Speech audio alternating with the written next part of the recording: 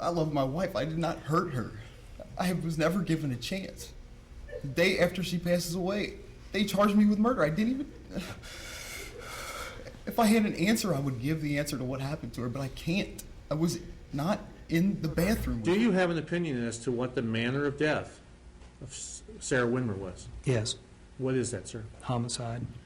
What is up, you guys, and welcome back to my channel. As I'm sure you noticed, this video is titled Part 1. There will in fact be two different videos, Part 1 and Part 2, on the case that I'll be speaking about today. They will both be out at the exact same time, so there's no waiting at all involved in this. It's just a very large case. It is a lot of information, and I always want to try to make my videos as easily digestible as possible while also not skipping out on a lot of the details, so I figured these two separate parts would be a perfect way to do that. Today we will be speaking about the very controversial and mysterious death of Sarah Widmer after she was found unresponsive in the bathtub at her home in Ohio on August 11th, 2008. Sarah's husband, Ryan Widmer, ended up being convicted of her murder in 2011 at his third trial. And yes, you heard me right. He had 3 separate trials in regards to the murder of his wife, Sarah. That alone should tell you a lot about this case. While there's definitely a ton of information in this case, it seemed like there's a bunch of circumstantial evidence, there are conflicting expert opinions, there are very differing public opinions, so I'm very interested to see how you guys feel by the end of this. But before we get into that, I need to say a huge thank you to Hunt a Killer, as always, for sponsoring today's video. Hunt a Killer is a murder mystery subscription box that is conveniently delivered to your door every single month. With the holidays coming up, Hunt a Killer is the perfect gift to give a true crime lover in your life, or if you just love true crime, which I'm sure most of you do since you are here on my channel, it is the perfect gift to give yourself, no shame involved. Hunt a Killer makes it easy to sit around and gather with the family in front of you, or you can even give this as a gift to someone that you care about, and you can meet up with them on a Zoom call, and you guys can unlock the mysteries of the box together. It's a great way to connect with people, and it's also a great way to exercise your mind and even have some quiet time to yourself. Hunt a Killer comes in seasons, and in this particular season, Julie Adler unearths the remains of a famous actress from the 30s and her family's theater.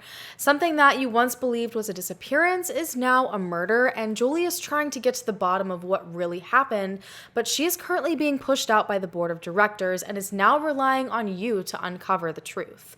Each box is filled with piles and piles of documents. It's always so much fun to crack open a new box. There's evidence, things like audio recordings, handwritten letters.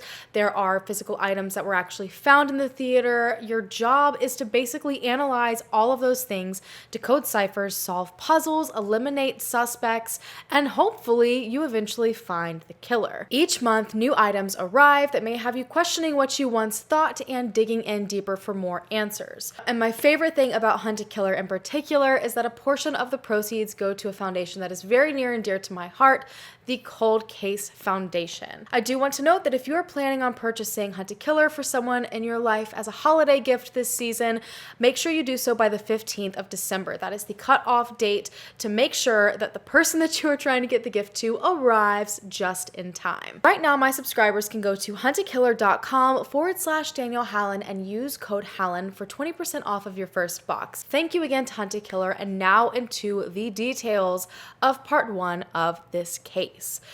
So Sarah and Ryan, this is the couple that we'll be speaking about throughout these 2 videos, and they actually met through mutual friends Dana and Chris in 2006. Dana was playing matchmaker, and both Sarah and Ryan were single at the time, and Dana and Chris, who were a couple, believed that Sarah and Ryan complemented each other perfectly. Sarah was a perfectionist. She loved to be in control. She was always kind of in the mindset of it's my way or the highway, and it was never in a very off-putting way. She always had a plan, and she loved being the one to plan. Ryan, on the other hand, had been roommates with Chris all through college, and he was quite the opposite of Sarah. Ryan loved sports, and he was always known as the most laid-back guy in the world. He was so calm, so chill. He was always known to just go with the flow. So Chris and Dana figured, what better match than these two? They decided to go on a blind date at a local pub, and Sarah and Ryan hit it off right off the bat. They laughed at each other's jokes, they got along perfectly, the chemistry was definitely there, so Ryan ended up asking Sarah on another date, and he thought it was funny, and so Sarah, because she ended up saying, oh, I definitely have to check my schedule, and she pulled out this little calendar that she had in her bag, and he was just giggling because the calendar was empty and she was checking through it as if there were other things that she had to do. But that just goes to kind of show you the both of them. Like, she was just kind of in charge, going, making plans, and he just kind of giggled and watched as Sarah was who Sarah was. From there, things progressed pretty quickly. They began to see each other more often, and they ended up introducing each other to their families, which was a big step. And I haven't seen a lot of information from Sarah's side of the family, but Ryan's family loved her. They thought she was fantastic. His family got together a lot for like barbecues and little family parties, and she was always coming to them, and she seemed to make Ryan really happy. She also pushed him to do things he wouldn't typically do. He wasn't shy per se, I don't think. It just seems like he kind of, again, went with the flow. He never really went out of his way to do anything too crazy, and she would encourage him to do these things, and it just made his family happy to see. By 2007, they decided to house hunt together. They both had stable jobs. He was working a job in the sports industry, and she was a dental hygienist, and they felt ready for this step. So by mid-2007, they ended up finding the perfect home for them. It was a 4-bedroom home, absolutely beautiful, in a safe and great neighborhood in Morrow, Ohio. Shortly after purchasing the home, Ryan decided it was time. It was time to propose to Sarah. So he did it in a very quirky, interesting way. He actually tied the ring to his dog's collar, and then Sarah was in the bathroom getting ready, so he sent the dog in there to kind of surprise Sarah that way. Sarah excitedly agreed, and being who she was, she jumped headfirst into planning the most perfect wedding. She wanted a beautiful wedding. She had dreamed of this for a long time. She wanted to make sure all of her bridesmaids matched down to the eyeshadow that they were wearing. She even somehow convinced Ryan to take ballroom dancing classes, which again is something that he was a little reluctant to do, but after the promise of a TV, he ended up caving, and they took ballroom classes so that they could have a beautiful and well choreographed first dance. The wedding was a success, and they both seemed so excited to start their life together even further. They just seemed like the perfect couple to everyone around them. They took a beautiful honeymoon to Costa Rica, and then they returned with lots and lots of plans. They built a brand new deck off of the back of their house. They planned another vacation to Cancun, but unfortunately, all of these plans were cut short on August 11th, 2008,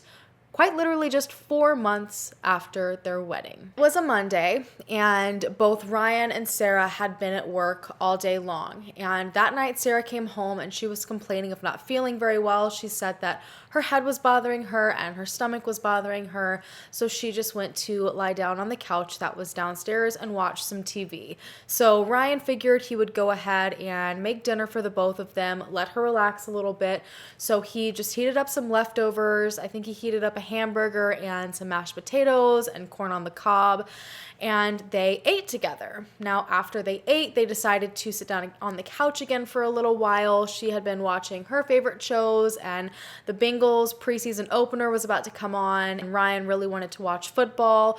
So when that came on, Sarah decided that she was going to head upstairs to take a bath before going to bed, which according to friends was a very common thing for her to do. She loved taking a bath at the end of the night to kind of de-stress, and also these headaches and things like that were very frequent, which I'll get into a little bit deeper in a little while. She apparently went up around 10 o'clock at night, according to Ryan. But by 10:49 p.m. that Monday night, Ryan put in a frantic phone call to 911. Ryan said that he had just found his wife, Sarah, who, I forgot to mention this, but she was 24 years old at the time and he was 27. Only 24 years old, in the bathtub, and he believed that she was dead. He told the dispatcher that he had been watching TV downstairs and that she went upstairs to take a bath, and when he came up, that she was face down in the water. And He believed that she had maybe been in the bath for around 15 to 30 minutes, but couldn't give really an exact time. Ryan told the dispatcher as well that he had pulled her up out of the water, like the upper portion of her body, and then drained the bathtub. And in the phone call, he notes that the entire bathtub was already drained. All of the water was gone. And then he managed to grab her phone that I guess was sitting nearby to call 911 for help. He also told the dispatcher pretty specifically that he believed that Sarah had fallen asleep. Now, I'm going to play a snippet of the 911 phone call next for you to hear. Unfortunately, I cannot find the full version. I know that Generation Y does have a podcast on this. I listened to the episode. It's very good. And they have an entire clip of majority of the 911 phone call. So if you want to hear the full one, go there. I, for some reason, cannot find it anywhere. So this is just an edited, shorter version. What's going on? She fell asleep in the bathtub. I think I was downstairs. I just came up here and she was laying face down in the bathtub. In the water? Yes. She's in the bathtub? Yes, the water's draining right now. I tried to do everything I could. I tried to. So you're taking her out of the water now? Yeah. The water's completely drained, but she's just laying here unconscious. Nothing. She's still in the bathtub? Yes. Okay, so you drain the water out of the tub? Yes. How long was she in the bathtub? She was in here for at least 15 minutes, half hour, somewhere in there. I was downstairs watching TV. Have you tried CPR? Yes, as much as I could. What little bit I know. Somebody coming? Yeah, they're already on the way, Ryan. There's no way you can get her out of the bathtub? I can try, but I have to set the phone down. Okay. It's better to get her out of the bathtub and get her on a flat surface. Okay. I'm dropping the phone. Go ahead and put the phone down and try CPR for me. Okay. Come on, here, please, hurry up! TJ, come on! TJ! Stop, hurry up! So some other bits and pieces in this 911 phone call. Ryan said that he had, in fact, performed CPR on Sarah from the little that he knew. I'm sure you kind of caught that at the beginning.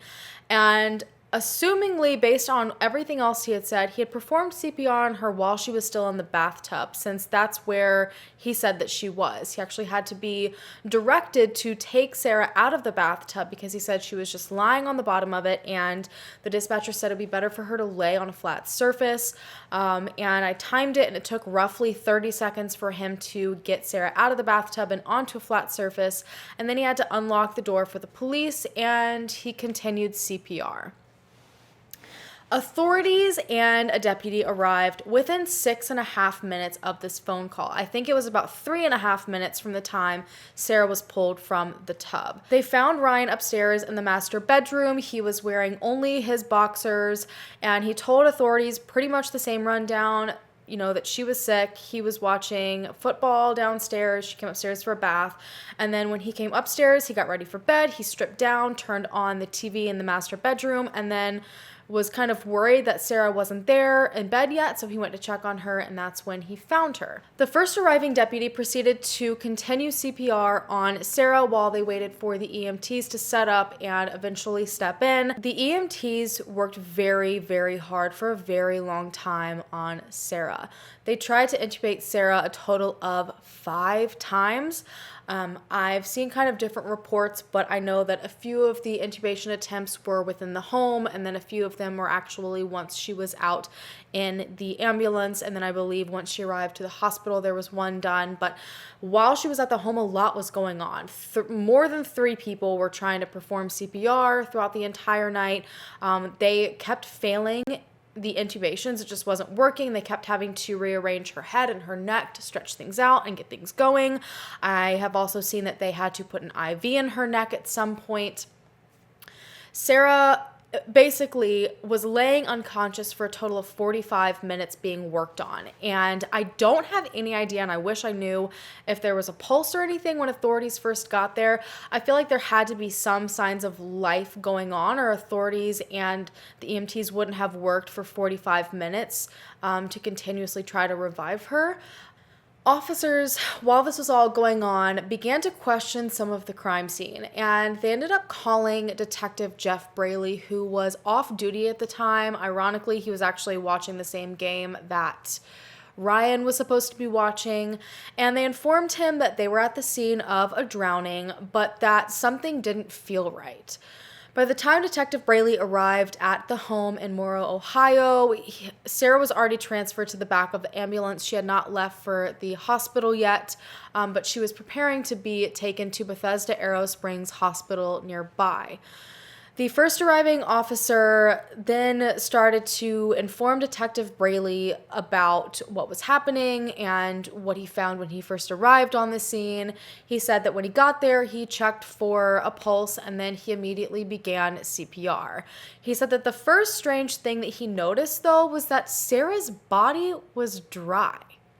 He said that her entire body was dry except for her hair. Her hair was damp. He also noticed that she had no signs at all of pruning on her fingers and her toes, which, paired with the fact that her body was dry and the fact that Ryan said she had been in the bath for at least 15 minutes, possibly up to 30 minutes, this was not very typical for drowning victims. They also found the scene in the bathroom to be a little bit unusual. They expected to see water all around the bathroom, not necessarily because she was thrashing around or anything, but because Ryan had to attempt to pull her out of the bathtub. She was 140 pounds of just limp weight at the time. There was, she wasn't wrapped in a towel when they got there, so if he had picked her wet body up out of the tub and walked out of it, they just expected to see more water. But the towel that was laid out on the floor of the bathroom was dry. There was also a bath mat that was kind of crinkled up, but that was also dry. I know that there were a few magazines that were on the bathroom floor that appeared to have been wet, but other than that, there was pretty much no water. And the authorities also thought it was strange because inside of the bathtub itself, there were only a few drops around at the drain. Now, Ryan did say that he had drained the tub pretty much right away upon finding her, but still, we're talking about like 10 minutes tops here. I don't know how plausible it is that the entire bathtub for the most part dried that quickly, especially when her wet body was sitting in it for at least another 3 minutes after the 911 phone call.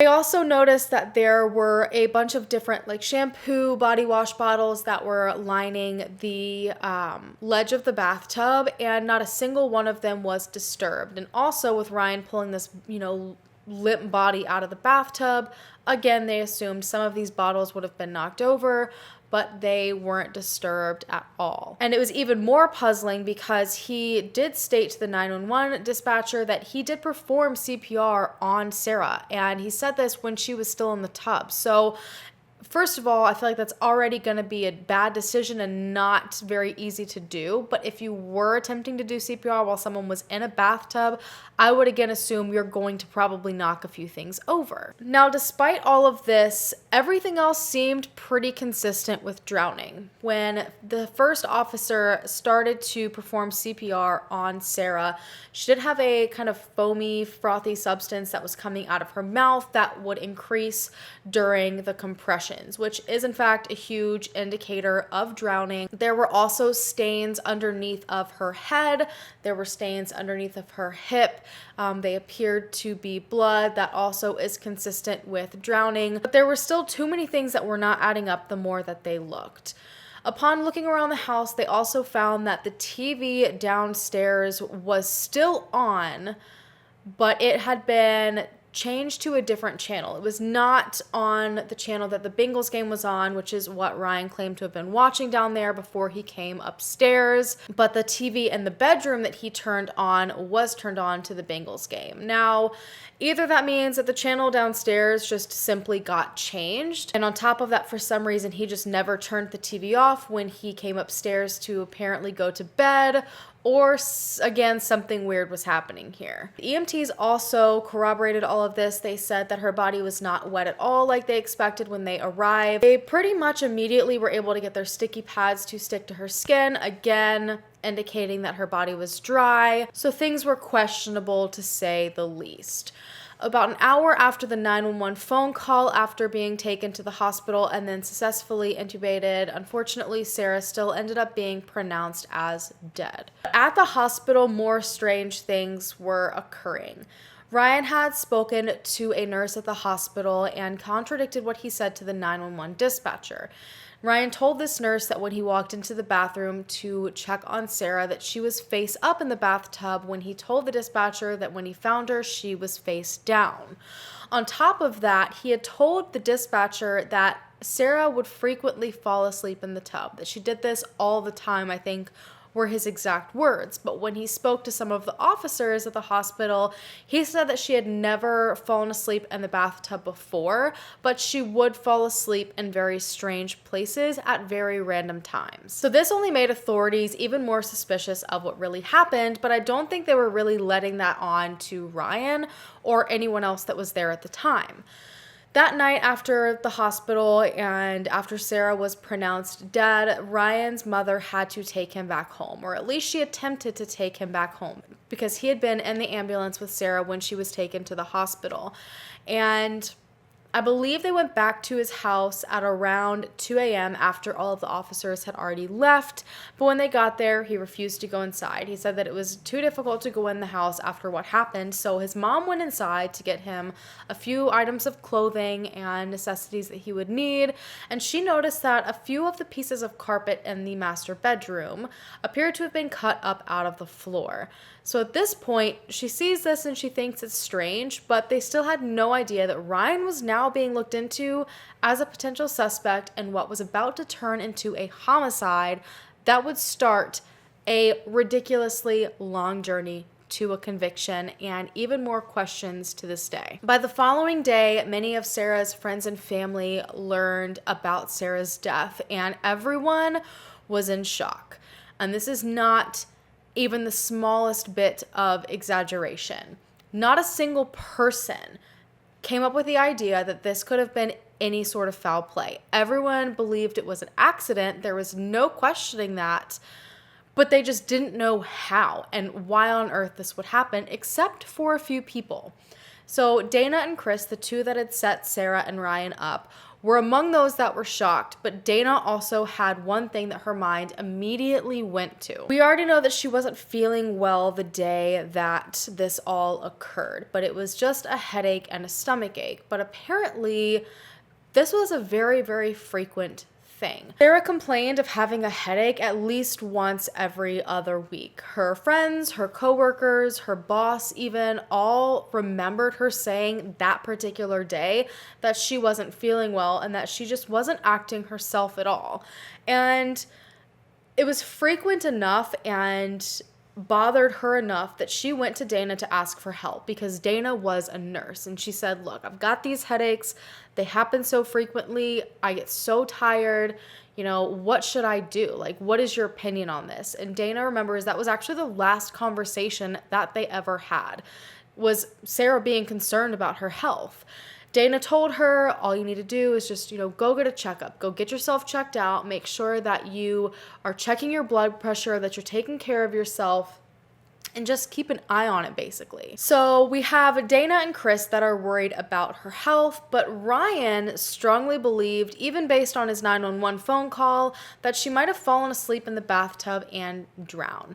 Sarah, apparently, on top of this issue with headaches, was known for sleeping. She actually had a nickname of Sleeper, and her friends kind of poked fun at her frequently about this because she was always falling asleep or complaining of being tired during the day. Now, this is definitely abnormal in my opinion. She would fall asleep everywhere. She would fall asleep in the car. Her boss stated that she would take a very quick lunch at work every single day and then immediately go out to her car and sleep for about 30 to 40 minutes. She had fallen asleep at a bar full of people before. She would fall asleep at Bengals games. She would fall asleep while tailgating. There's even camera footage from a family party where there's like a room full of screaming, excited people. There's kids running around, it's loud, there's laughing, and she just has retreated to a corner in a chair to fall asleep again. And everyone kind of made fun of her for it, just picked at her about it, but it definitely was a little bit strange. She was tired all the time, and the fact that she could just fall asleep just like that was worrisome. And so Ryan believed it was very possible this was one of those times, because she would especially get tired when she would have these headaches. And since she didn't feel well all day, and then she went and got into the bathtub, he worried she fell asleep and drowned. While everyone was speculating the different accidental reason that could have caused Sarah's death, an autopsy was being performed, and authorities were forming an idea of what they thought happened that night, which was not at all an accident. Dr. Russell Updegrove was the coroner that performed Sarah's autopsy, the initial autopsy, under the observation of Detective Jeff Braley. He ruled out a heart attack or any issues with her brain. He found internal injuries that were consistent with drowning, but he also found that she had a lot of what he believed were unexplained bruises. She had bruising on her chest, on her neck. She had bruising underneath one of her armpits. There was some deep muscle hemorrhaging along the back of her scalp and the nape of her neck. She also had a few small scratches on her lip, I think a bruise on her lip. And he decided, because of all of that, everything was consistent with the cause of death being drowning, but in his opinion, the manner was homicide. Now, I want to note, before I go any deeper into this, that Ryan has his own website where they lay forward all of their opinions on everything, and their website basically states that this decision, and I don't know if this is true or not, so just take it with a grain of salt, but that the coroner made this decision without even getting the toxicology reports back yet, which is a huge issue because that could have easily impacted the manner of death. When it comes to accidental drownings, you don't typically just drown while you're not intoxicated, just taking a bath. And I will get more into what experts say about that later on. But if something like that does happen, most of the time it's because there's some sort of intoxication level happening there.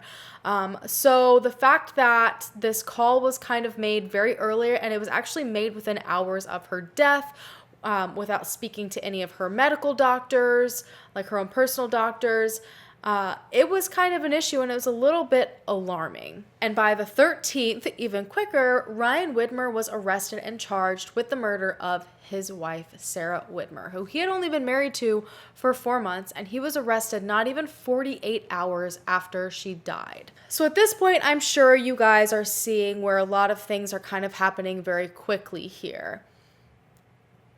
There wasn't a whole lot of evidence other than just small things that are off at the crime scene for them to have believed it was a homicide.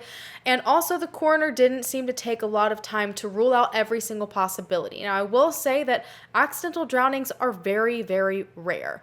They do not happen very often, especially in a setting where someone is in their bathtub. But paired with the other information, I feel like more should have been done to rule everything out, and things moved very quickly and nobody was prepared for it.